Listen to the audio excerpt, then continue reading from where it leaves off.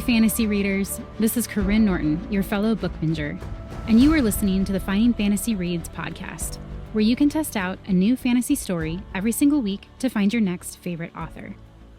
Today's story was a learning experience for me. It sucked me in, and I got through the whole thing thinking, yes, this will be a great one for the podcast. But then I paused and said, wait, where's the magic? Can a story even be fantasy without magic? And yes, it can. It's called low fantasy, and I never thought I'd enjoy it because, well, every story should have magic. But Street Fox is evidence that I was wrong. It takes place in an alternate world and is a prequel to CJ Brightley's series Erdeman Honor. CJ lives in Virginia with her husband and young kids, but somehow she also finds time to make jewelry, teach karate, and bake. I was fascinated to learn that she's just shy of 5 feet tall, which means we'd look really awkward together in a picture, but we'll cross that bridge when we come to it. She also claims she would eat bugs over bananas, and I'm curious to know if she would eat any bug over a banana or where exactly she draws the line. I'm not a fan of bananas either, but I will eat them over bugs. Today's narrator is Paeter Frandsen, host of Christian Geek Central. Stick around to the end or check out today's show notes to see where you can find more from both the author and the narrator, as well as how to enter our giveaway. For now, please enjoy Street Fox by CJ Brightley.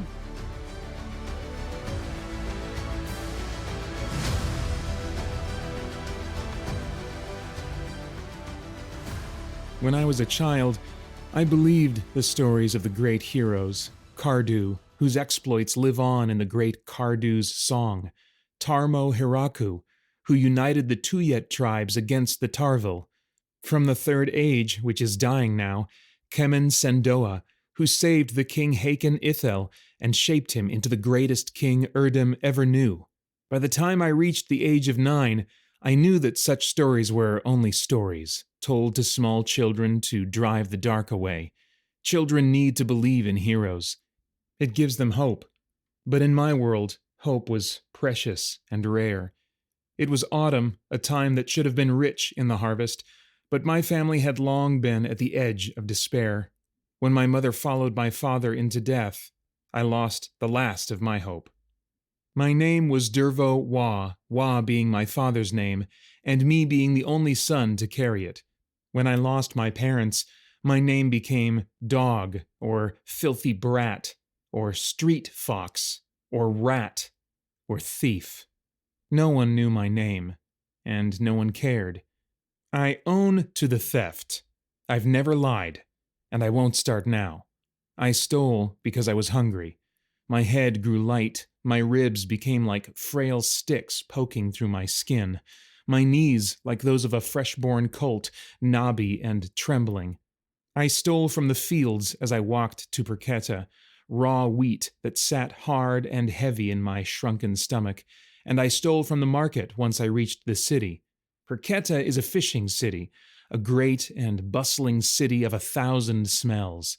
Fresh fish, rotting fish entrails, sweat and blood, and 1,000 kinds of roasting food. I stole food when I could, and I stole a sharp little knife from a fisherman's stall. That very night, it saved my life. I was edging closer to the rubbish behind a boarding hall, hoping for a bit of bread or even meat if I was lucky, when the door burst open with a sudden splash of yellow light. In the darkness after the door closed, a man, drunken and vicious, grabbed me by my hair and demanded my money. I didn't have any, of course, and I shook my head. He slapped me across the face with the back of his other hand, a sudden explosion of sparkles in my head and a smashing pain. I slashed his arm, wild and terrified. He screamed and shoved me away, and I bolted, fleeing like a scared mouse.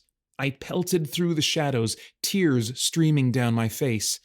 I was a hard little child, angry, mostly able to take care of myself, but I was also barely 10 by then, and it hadn't been too long since I'd had a family and a safe home.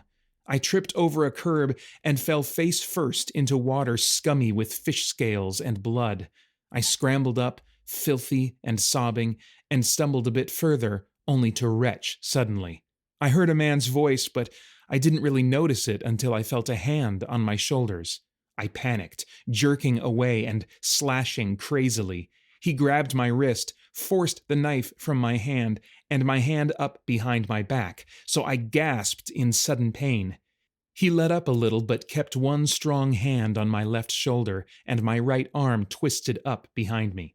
"Calm down, little street fox. I'm not going to hurt you." His voice wasn't soft, but neither was it the drunken rasp I'd heard earlier. This was someone else, but I couldn't see him. I craned my neck and suddenly thrashed in a panic. My heel hit his shin solidly. He grunted but didn't let go. What did he want? What was he going to do to me? I'd lost my knife, and he was strong. I was gasping in fear, but my tears were gone, my heart racing. He pulled me from the narrow alley into the moonlit street, then spun me around to face him, keeping one hand wrapped around my wrist and the other on my shoulder. I couldn't have fled. His grip wasn't rough, but it was unbreakable. I caught my breath in sudden terror. I could barely see his face, dark-skinned and hard in the dim light. He was a Dari, and his eyes looked almost black in the darkness. He had blood on the sleeve of his white shirt, the edges of the cut fabric glistening damply. He looked me over, and I wished I wasn't trembling so badly. Never show your fear. I'd learned that lesson early. Fear means you're weak, and weak means you're vulnerable, a good target. "Do you have a name, Street Fox?" I shook my head. Most people do. Mine's Gaiska. Are you hungry?" Against my will, I nodded, then wished I hadn't. Hunger is a weakness. My heart felt like a trapped bird against my ribs. I used my free hand to wipe my nose and sniffled. "Come on then. I need a bandage, and you need some food." He studied me seriously for a minute, then stood. He didn't let go of my wrist as he walked with quick strides through the dark streets, and I stumbled after him. It was a long walk with many turns and twists up streets I had never seen, and I was completely lost when we reached a door in a wall. The tall Dari produced a key and unlocked it, then shut it behind us. Then a short walk across a space that felt fresh and cool, filled with the soft rustle of plants, and we reached another door. That one he opened without a key, and there was a burst of light. The floor was marble, the walls were covered in tapestries, and everything seemed to glow with warmth and easy hospitality. The Dari still had not let go of my wrist, and he called out, "Erunia, we have a guest!" We walked through a short hallway, then a longer one, and I kept stumbling, partly because I was weak and clumsy with hunger, and partly because I kept straining my neck to see more. The house was beautiful. At last, we reached a kitchen, warm and smelling of fresh bread and all kinds of delicious things. My mouth watered. The Dari pulled a chair out from the table and sat me down, still without letting go of my wrist. Then he knelt in front of me, and in the light of a dozen lamps I finally saw him more clearly. He had a stern face, but it was hardly unkind, certainly not cruel. I tried to still my trembling. "Sit here and don't move. I'm going to get you some dinner, and you're going to eat it. Do you understand?" I nodded hurriedly. He let my wrist go at last, keeping his eyes on me for a minute.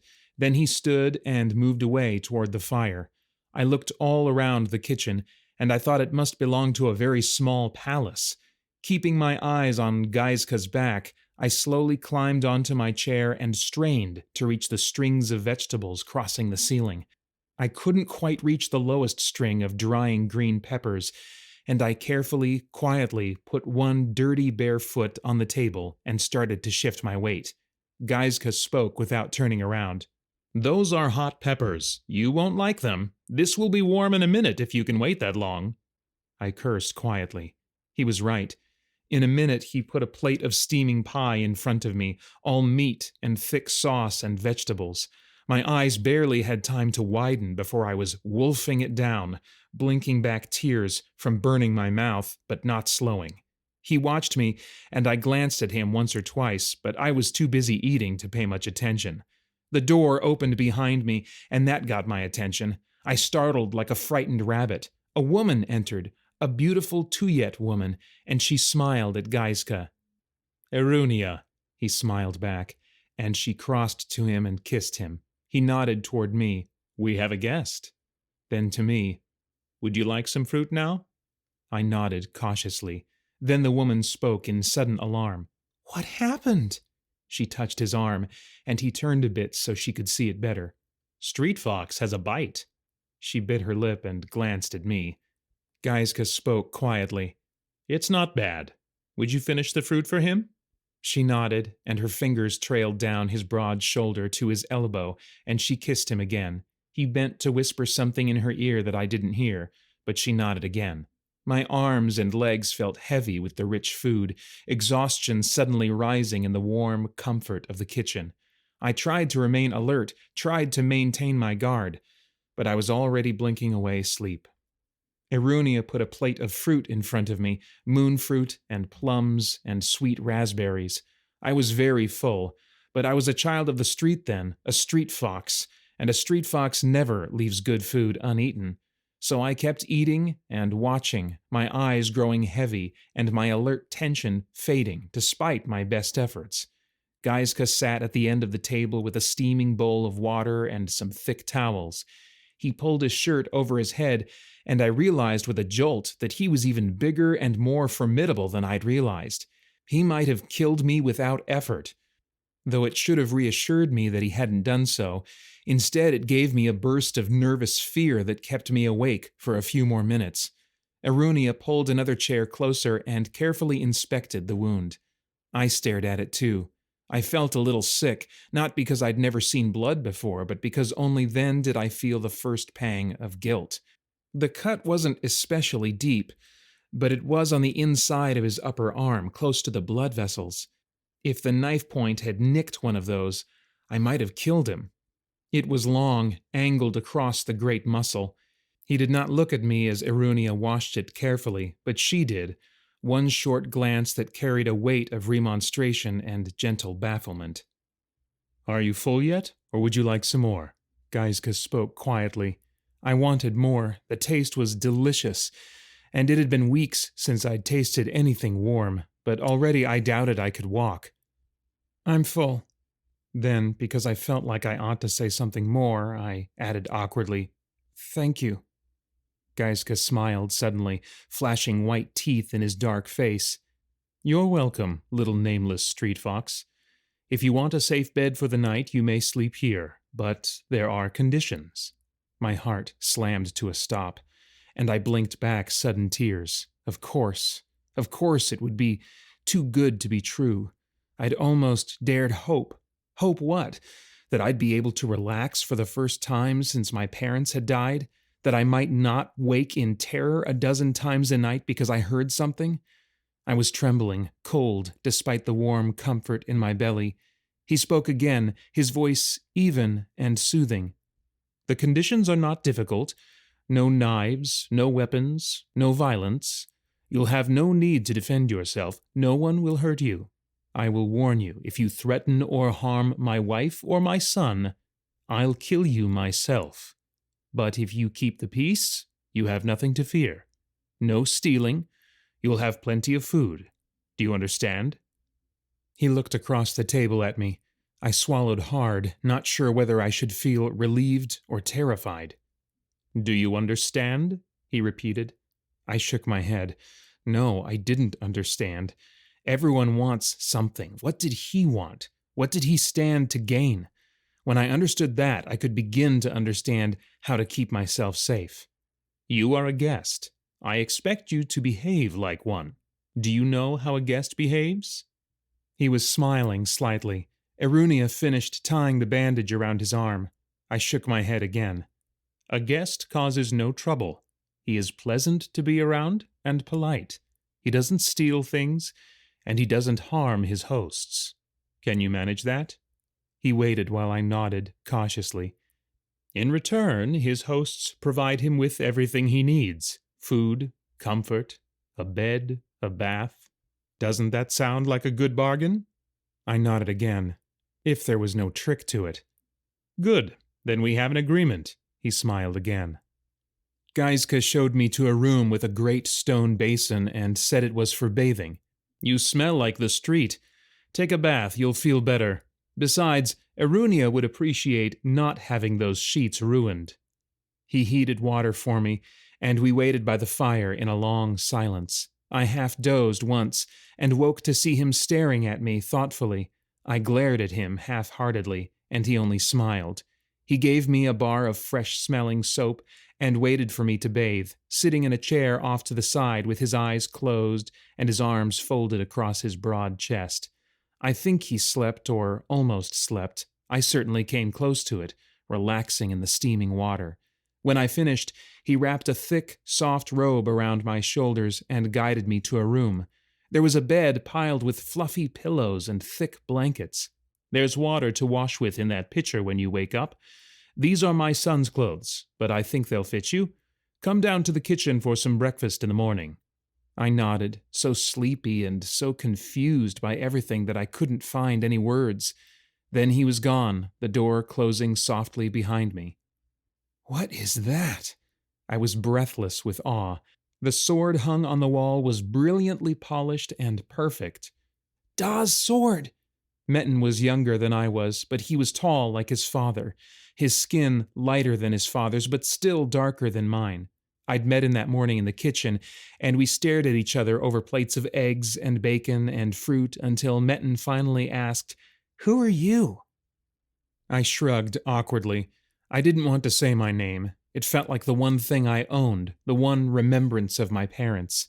Metin continued, "My dad got it from his father, and he got it from his father, and him from his father, and before that, his father, and you know who he was?" "Who?" "Kemen Sendoa." I snorted in derision. "Sendoa is a fairy tale. I can't believe you think he was real." Metin stood up straighter in righteous indignation. "He is not!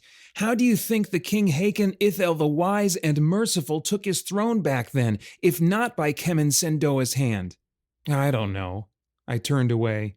I did know that heroes didn't exist. Stupid little Metin, living in his perfect fairy tale world, could believe in fairy tales all he wanted, but I knew the truth. The truth was dirty and frightening and hard, and people like me, street foxes, were on the bottom of that world. People who were strong and fast and hard and smart might rise to the top, but someday they would die. They might have a few more years than those they killed on the way to the top, but they would die too. Metin huffed behind me. "You should talk to my Da. He knows everything, and he'll tell you Sendoa's story, and you'll believe him. You have to believe my Da. He never lies." Metin was younger than I'd realized. I'd thought he was maybe 9, a year younger than I was, because he was so tall. But when I asked, he said he'd just turned 8, and so I shrugged off his stupid faith in his father as the faith of a child. At 10, I surely wasn't a man, but I was hardly the innocent child he was, and I was not about to believe in such silly tales. "Metin, don't bother the street fox. If he doesn't want to believe it, he doesn't have to." Gaiska's voice cut through my thoughts, and Metin apologized quietly. "But Da, you should tell him what it says." "Hush, Metin," Gaiska ruffled his hair.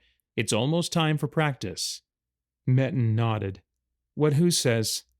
"The sword." Gaiska nodded Metin off, and he ran away smiling, almost skipping. "What does it say?" I was curious. "You can't read it?" I shook my head. Soldiers learn to read, and people in the cities, merchants, but not farm folk like my family. He smiled a little. "It's in the high tongue on one side and Kumar on the other. It says, 'May Kemen Sendoa forever be remembered for his nobility, and may I be worthy of his trust and friendship. May we serve long together. To Kemen Sendoa, on the eve of my coronation, the 16th of Runsasti, 3rd age, year 369. With deep affection, from Haken Ithel." I stared at the sword. "Is it real?" "Of course it's real. If you're asking whether the inscription is original, I believe so, but you are welcome to think what you want." He reached up to the sword and took it down, holding it out for me to see. "Careful, the edge is still sharp." The sword was beautiful, like everything else in the house. I knew nothing about weapons, but even I knew it was a work of true artistry. It fascinated me, and I ran one tentative finger over the etched letters. I felt lost in the glow of the metal. What would it be like to meet a hero like Sandoa? He'd probably spit on me. I was a dirty street fox, scared, hungry, and hopeless. I blinked back sudden tears, my lip trembling. "What's wrong?" Gaiska sounded startled as I sniffled. I shook my head wordlessly, and when I felt his hand on my shoulder, I twisted away and ran. I fled through the hallways and up the stairs, expecting any minute to hear his steps behind me. I ran to my room, the room they had given me, and I wedged the one chair against the door. I was shaking, so upset I felt sick, but I couldn't have told anyone why, even at the time.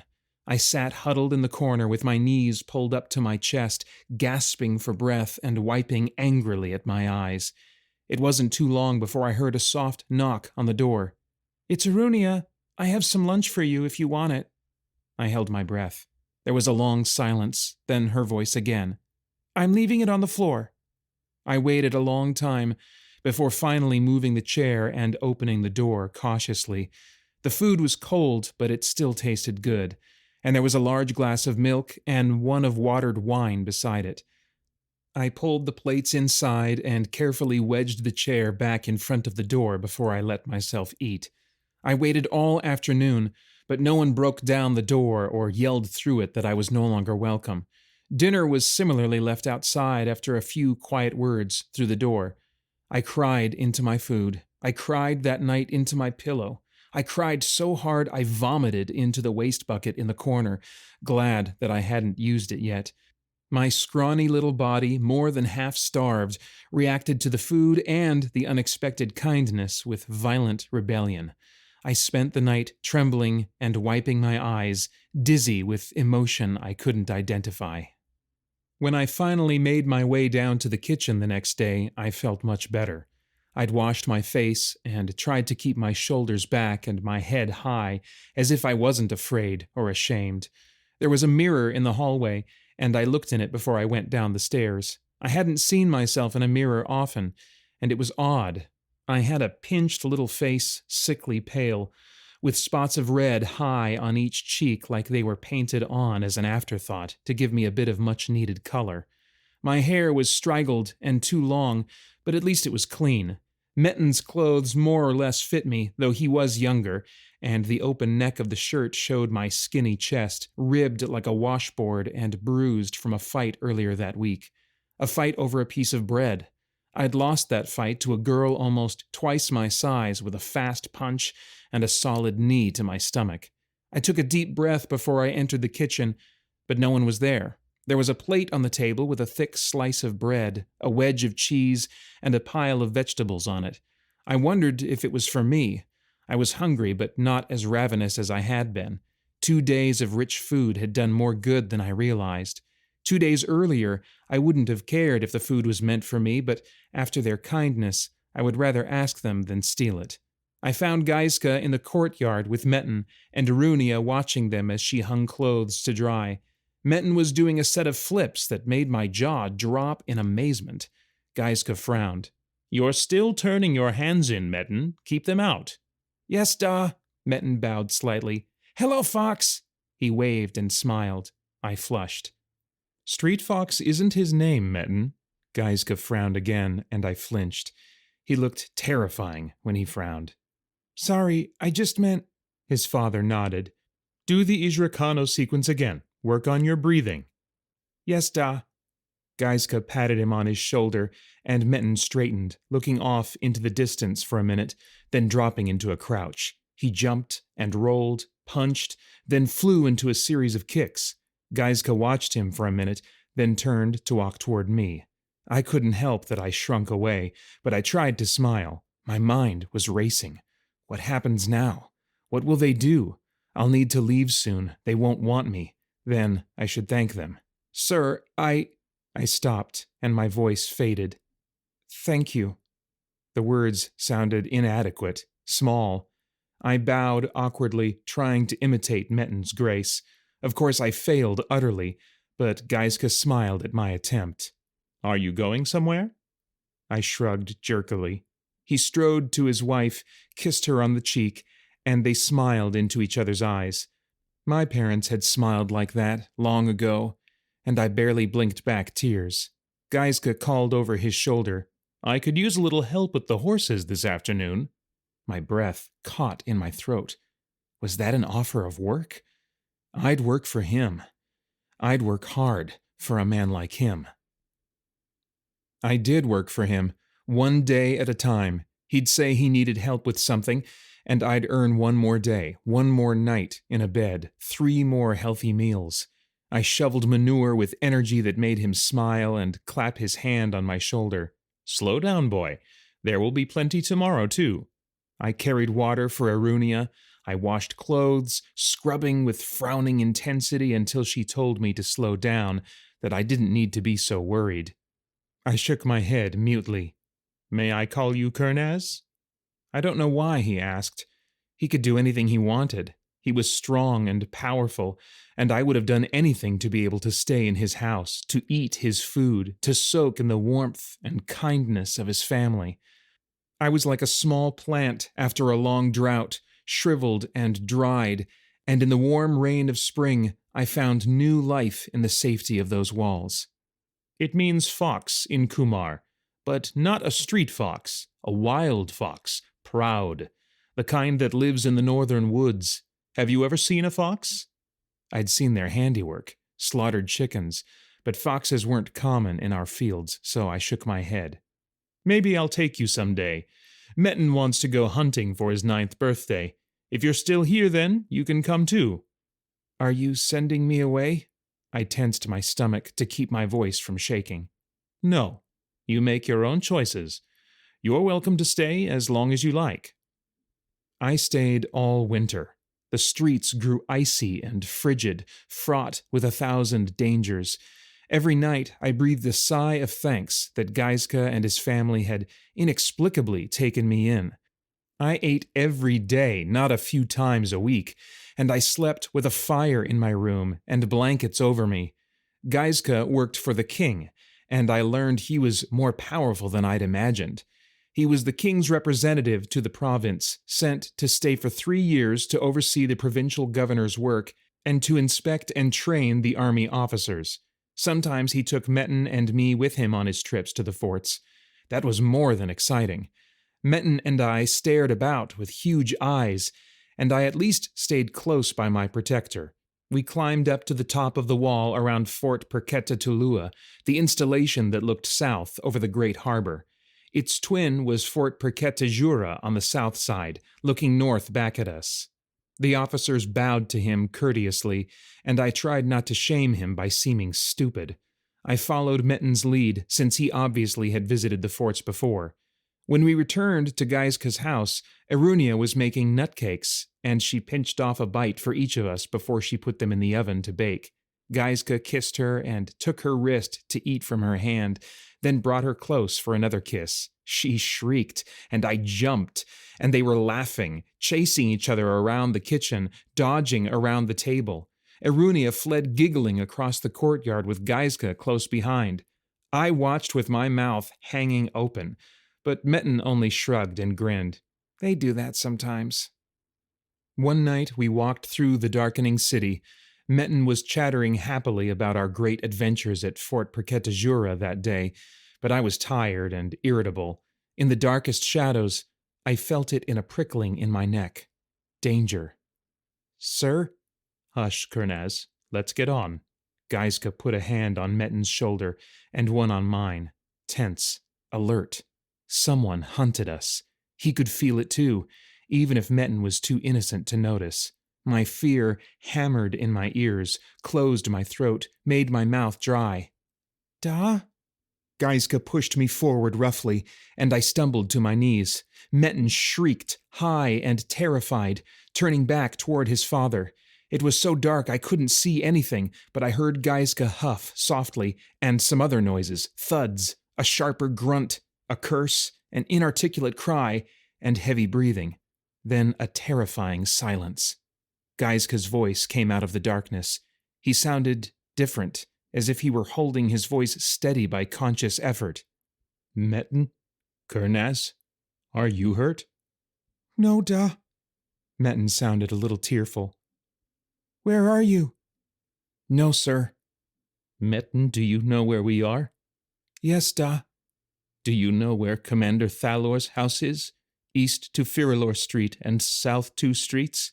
"Yes, da." You're sure you can find it? He sounded a bit more strained, and I could hear Metin moving toward him. "Yes, da." Go get him, Metin. Tell him to come here and to bring his bag. He'll know what to do. Can you do that? "Yes, da." Good boy.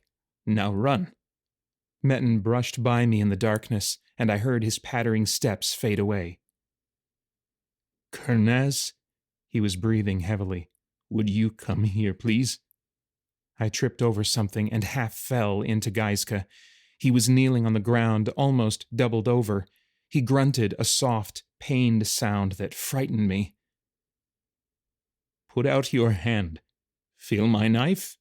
He found my hand, then pressed the knife into my palm, wrapping my fingers around the hilt. His hand felt slippery and damp. Careful. Cut off some cloth, a long strip. You can use my sleeve here if you want. Good. Cut it off. He kept his voice calm and steady. Good boy. Now wrap it around my arm here, twice. Good. Pull it tighter, as tight as you can. Tighter. Now tie it. He shifted, slipped a little in the icy street, and leaned against me, his head drooping for a moment. My hands were shaking so badly I could barely tie the knot, and my mind felt frozen. Now some more fabric. Cut something else. Gaiska's voice seemed to slur a bit, and all of a sudden my words seemed to come tumbling out. "No, sir, you can't die. Don't die. Stay here. Stay for Metin. Stay for your wife. Stay. Oh, please stay. Talk. You can talk with her. You have to see her again." I was crying. "Steady, Kernaz. Do as I say." In the faint moonlight, I could barely see him shifting again. "I'm going to lie down. Where is the cloth?" He found my hand in the darkness and pressed my hand with the wadded cloth to his chest. "Hold it here. Lean into it. Harder." My whisper felt ragged. "Does it hurt?" "Yes, it hurts, but you're helping." His words were slurring a bit more, but I heard the smile in his voice. "Thank you, Kernaz. I'd rather you do this than Metin. He's too young." I was crying, the tears hot on my cheeks. "Don't die. You can't die. You have to go home to your wife. You have a home and a family, and they love you. You can't leave them." He mumbled something that I didn't catch, and I cried harder, but I kept my hands on the cloth and my weight pressed down. I could feel him breathing, the rise and fall of his strong chest under my hands. My hand felt damp, a warmth soaking through the cloth. His breath caught for a minute, a long pause. Then it started again, not quite as steadily. "Sir, please, you have to stay." His hand felt along my arm to my shoulder and squeezed firmly for a moment. "My name is Dervo." There was a long silence, and I wondered in a panic if he died. Then I heard a soft chuckle. "Thank you, Dervo." Torches. "Sir, they're coming. They're almost here." He mumbled something else I didn't understand, then Metin. Metin ran to him, and in the sudden torchlight I saw everything. The cloth I still held to Gaiska's chest was soaked in brilliant blood, his shirt sticking wetly to his side, a spreading stain nearly to his waist. The cloth around his arm wasn't so bad, but it was bloody too.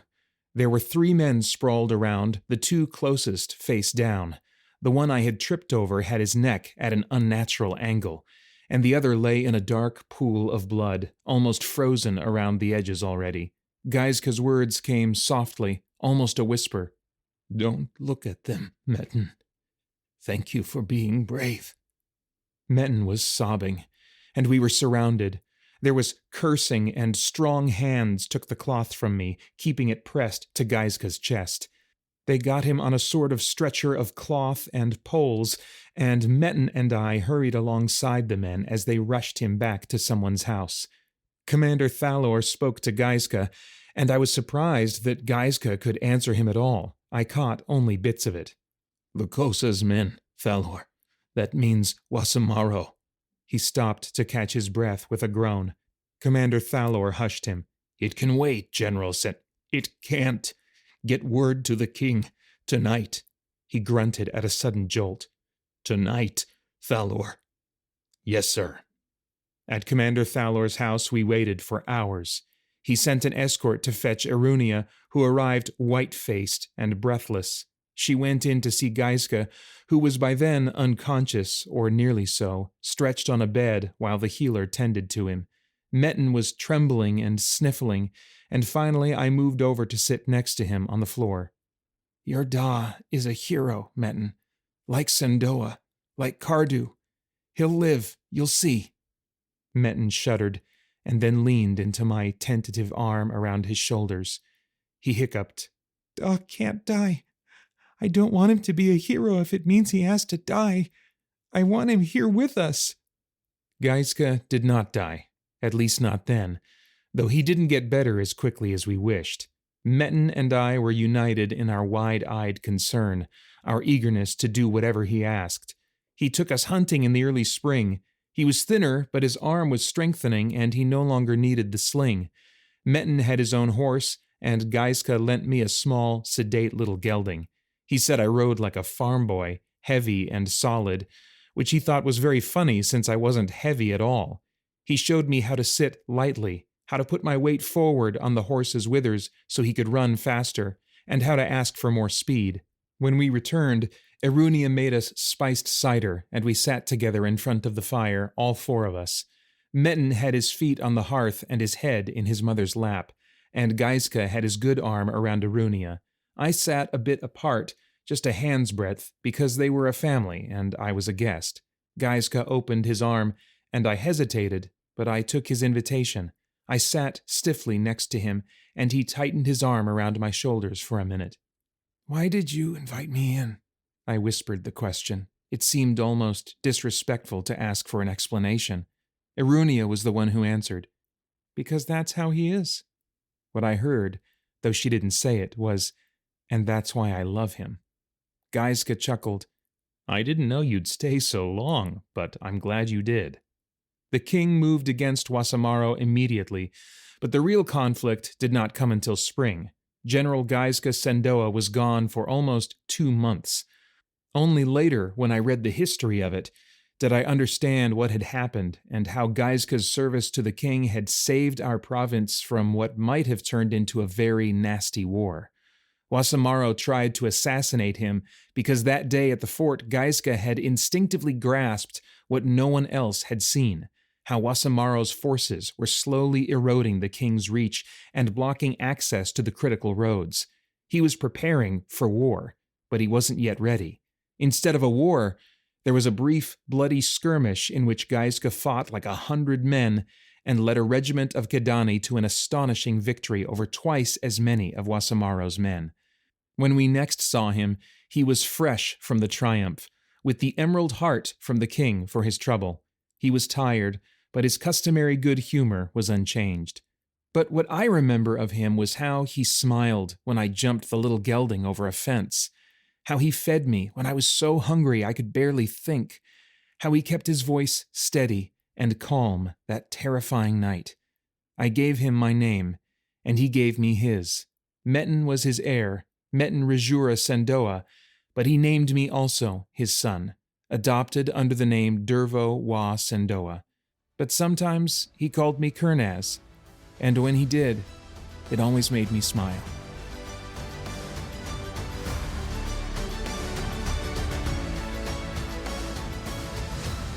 I hope you enjoyed listening to Street Fox by CJ Brightley, narrated by Paeter Frandsen of Christian Geek Central. If you want to read more by CJ, go to cjbrightley.com to find more of her books. While you're there, you can sign up for her newsletter to get a free copy of today's story. Be sure to keep an eye out for her upcoming book, The Silent Prince, which is a gender-flipped retelling of The Little Mermaid and comes out November 28th. If you enjoyed listening to Paeter narrate the story, you might also enjoy listening to his podcast, Christian Geek Central, where he discusses movies, video games, and all things enjoyed by self-proclaimed geeks from a Christian worldview.